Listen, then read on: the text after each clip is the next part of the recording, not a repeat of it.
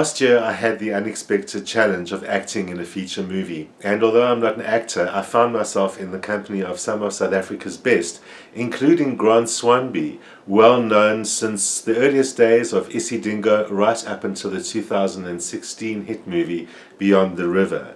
And so of course I got a chance to talk to him about acting in South Africa today, about life, about conservation in Cape Town and more. Watch. Grant Swanby. It's like fancy meeting you here. We have actually tried this interview once or twice, and I've had a lot of technological troubles and different haircuts since then. But it's great to finally have you here. So for many people, I mean, lots of people know you from, firstly from things like Black Butterflies and of course Beyond the River recently, which was that mind-blowing, amazing movie I want to ask you a little bit about later on. But like me, going back through things like, you know, Blood Diamonds and Invictus and of course Isidingo. So I must have, Isidingo is about 20 years ago that started. It's funny that you mentioned that, because I got a call from somebody from Endemol, which is the production, Isidingo production company, and I don't know what it's about, but then it got me to thinking, and this year is 20 years ago when from the time that it started. It's quite incredible, because the on the DSTV platform they re-show, you know, SABC stuff, which is, I mean, I don't know. The whole controversy of how they got it or whatever, but nevertheless, so I've caught a couple of episodes, you know, flipping through a channel of seeing myself, whatever, 20 years ago, and it's quite extraordinary to kind of relive those moments. Because you know, that's the weird thing about being an actor, is that your life gets captured. Yeah. Whereas most people, you know, you live your life, I suppose, you know, nowadays we do on our phones and what have you, but generally you don't get these moments in your life that are preserved forever. I've often thought of that, actors seeing their old stuff on film and seeing themselves age, apart from seeing how their acting was, which we all hopefully get better at everything we do, but just seeing yourself age. And no, it's an industry where looks are often so important. You know, as with anything, there's a lifespan. So when you're young, you start off as the young, you know, the boy, the son, in my case. Then you move into the main category, the hero category, or the friend category, and then of course you're the older statesman category, and then eventually, if you're lucky enough to still have a career, you're the chap lying in the bed with all the pipes. I wanted to ask you about acting in a soap opera, because, you know, we see people day after day after day. Now I know for a movie or for a stage show people prepare for a long time, they learn their lines, they re-block, they decide, all of this takes forever. But a soap opera is screened every day, so when does all that prep happen? When do you learn the lines? How does that happen? Well, you know, I think that soap opera actors aren't given the credit that's due to them because of that. Yeah, that you do it after hours. So there is also, you find if you're in filming and you've got, say, 3 scenes and they don't follow each other, you have little bits of gaps in between.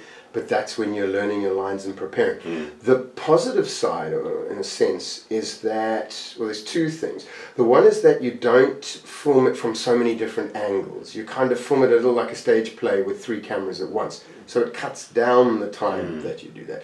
And the other thing, of course, is that you don't take your character too seriously, because, you know, you may find out 5 episodes down the line that you have in fact had a wooden leg for 4 years, and you've been hiding it, and you're the illegitimate son of a prince from, you know. So you don't have much in advance. I mean, well, you do, except that you know, when you're working on a stage production or a film or television series, you go through a character development. You know the story from beginning to end. So you sort of work through your arc of your story, and you kind of do an incredible amount of work on shaping that in terms of character development and story development, etc. But when it comes to soap opera, you have no idea what's going to happen. So, but as I say, you know, the soap opera actors really, they work extremely hard.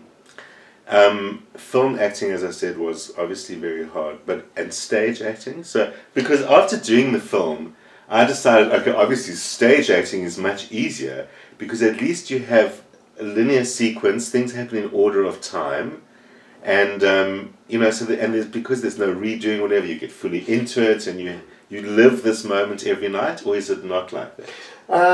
You know, each of the different disciplines have different pros and cons, and all things that are harder and easier and what have you.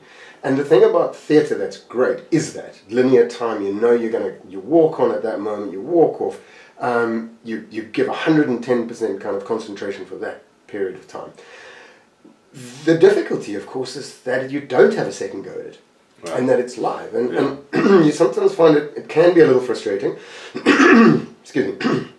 So it can be a little frustrating, because what happens is some nights you might get this part of the story better than the next night. So you get the first part was really good tonight, and the second part not so good, and last night the first part was good. So you're wanting that complete performance. Also, you have this, you know, the audience live interaction, which of course is, for anybody who's ever done public speaking, it does get easier. But there is an incredible amount of anxiety that does go with stage acting, no matter how long you've done it for. Is, you know, there's anticipation that something can go wrong. So that you don't really have in film acting or in television acting, because, you know, you can do it again. And the great thing about the film and television acting is you can do it until, well, budget notwithstanding, you can do it until you get it right, and then that's what lives forever. Whereas theatre just lives in people's memories. And in film, is theatre acting different in that you don't have to be as convincingly real, that you're using different techniques, because you have to use projection or whatever? It's not as realistic as film.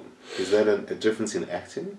Yes, there is, and it's a very interesting idea you bring up there, because, you know, I don't know if realistic is exactly the word. I kind of look at it when I train a lot of young actors, and I look at it very much in terms of working within the medium. So, for example, on a stage, you don't have anything like a close-up. Right. So where, in fact, if the audience was the lens of the camera, the audience would be right in your face, and they would be reading your thoughts, in a sense, closer up, looking right into your eyes. Whereas when you're on stage, there is that slight distance, and of course, depending on the size of the auditorium, if it's huge, like the Baxter Theatre, for example, it's huge. So if you're sitting at the back row, in a sense, as an actor, you play to the back row. Everything would be slightly exaggerated. Your truthfulness would hopefully be there, but the size, in a sense, is exaggerated, whereas the opposite happens on camera, where your size is diminished so that it appears truthful. And then, of course, the other major difference, and it is in the acting, is that on film and television, the camera does a lot of the work. The director, the editor, they do a lot more work. Right. They tell the story. You almost fulfill a function, in a sense. Whereas on stage, it's very much about the actor telling the story. So, that's really interesting. Yeah, those are the differences. So you teach actors. That's your day job, or I mean, you are a full-time actor. Yes, I mean, I've been a full-time actor since I started. But I enjoy teaching. And I also enjoy, you know, the thing with doing anything for a long time, you sort of, you know, you start to go, okay, what now? What more? You know, yes, I've played those different characters. I've done film, stage, theatre, whatever it is. What else now? And then when you start to impart knowledge, you start to relearn. Which is amazing. Teaching is the greatest thing for that. Exactly, and then you sort of it gets you to up your game. I had an instance where I was acting on a TV series, and a whole of my students, a few of my students came in and were extras in the scene, and it was quite frightening. All of a sudden, it was like, I'm like, okay, now show us what you've been teaching us. You know, let's see you do it in action, and it was really interesting because playing through my mind was all of my lessons going, okay, remember that, remember that. And of course it worked as a feedback loop, because then I could go into the classroom and think, that works, that doesn't work. That's brilliant. Because of course with acting, it's quite a dynamic thing. It's not something that's kind of set. You don't teach acting the same way as you did 30, 40, 50 years ago. It keeps. It's amazing how the style changes so much that when we look at old acting, it seems so wrong and so unrealistic. Well, there's the word realistic again. Yes. But unrealistic within the bounds of film, whatever. But the interesting thing, so you're preparing people for a career, and you yourself have had a life career of acting. But how viable is it for a young person thinking about being an actor? How viable is that as a life choice? As Gosh, a career? it's a very, very difficult career choice. Strangely enough, a lot of those survey, Nielsen kind of survey, whatever, when they go to school, the majority of people want to be actors. And in fact, it's an incredibly difficult, not only in South Africa, but worldwide, but particularly for us in South Africa and here in Cape Town, a very, very difficult job choice purely because so many people want to do it, the amount of job opportunities that exist, and then the unusual thing of having to audition or, in a sense, do a job interview every single time. So if anybody is out there with a regular job, imagine if you worked in the sales department, if every couple of weeks or whatever, or every couple of months, you'd have to go against another 7, 10, 15, 20, 30 salespeople to just keep your job. Yeah. And then not get, because of course you might be going for one role with 10 people and there can only be one of them. Oh, so it's like you're never good enough. In a sense, the things about it that are interesting is the one is that you develop a rather thick skin. And you've got to have a strong sense of self-belief, because you can be so easily disheartened. And sometimes it is purely because they are not looking for, they're spoiled for choice. So if they want somebody who's a little taller, a little bigger, slightly different look, or something that was in their head, something that was in, you might not get that. But it is extremely difficult. But I always say to people, one of the biggest regrets that I have with some of my friends who also wants to be actors have had is that they never gave it a chance. So I would encourage people who want to be actors, young people who want to be actors, give it a chance. And then if it doesn't work out, don't be too disappointed. I mean, obviously you probably will be, but then realize that, there are other things out there. But rather that than, reach your middle age and go, if only I had, it's too late now to whatever. But there I was, an amateur, never mind an amateur, a non, being asked to act in a movie, and I discovered that there were other people even on that set that weren't professional actors. So is it necessary for someone to go to a college or a university, or do they stand a chance if they don't? For me, when it comes to studying anything, whether one does it formally or informally, that's a choice of the individual. It also often comes down to money. But it is like with anything else, it's a skill that needs development. So whether it's technical skill or whether it's developing your intuitive skills, that needs to be developed. A raw talent, whatever one wants to call it, can take you so far, and then after that you really need to hone it. Also because other people are so highly skilled. And then there's the other side of, apart from teaching you acting at an acting school, actors seem to have skills, because they're acting as real people. So you see actors playing the piano, and you see actors engaging in things like Beyond the River, you were white water canoeing. It's like, is that real, or and they taught you how to do it, or is it fake somehow? Well, that was real. I did. There was. I had in fact, it was the film Beyond the River is based on a true story. So I was lucky enough to have the guy whose story it was based on doing the really difficult. There's a particular rapid and stuff which I would never be able to do. It's a very high graded rapid.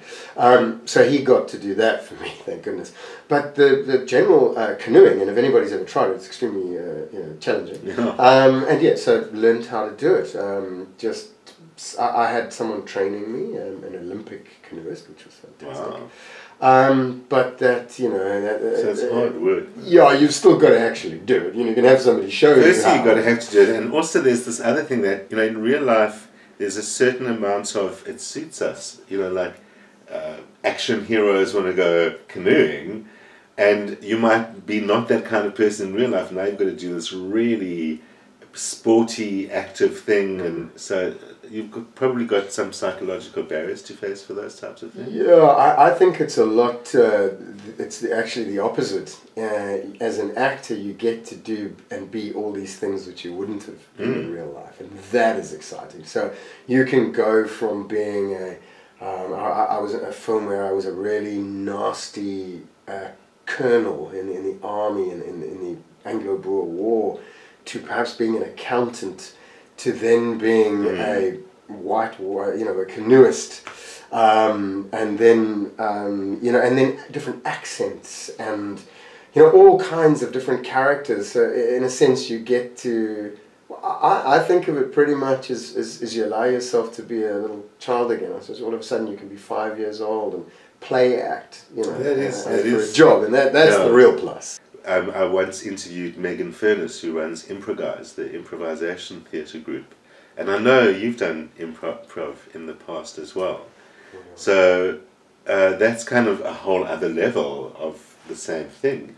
But one thing that really struck me about improv is certainly that group, they also encourage non-actors to do that, because there are life skills that you get from learning about acting, and there's ways of dealing with people, but ways of being yourself. I mean, something that really struck me, apparently the prime directive in improv is say yes. It's this agreement principle. So you're always going along with, you don't block off whatever's happening. And it occurred to me, that could be a life lesson. Oh yes, I mean it's great that you mention improv, and particularly the Improguise group. Yeah. I think they're definitely the best in the city, probably the best in the country. The concept of saying yes and applying it to our real life allows you to go forward.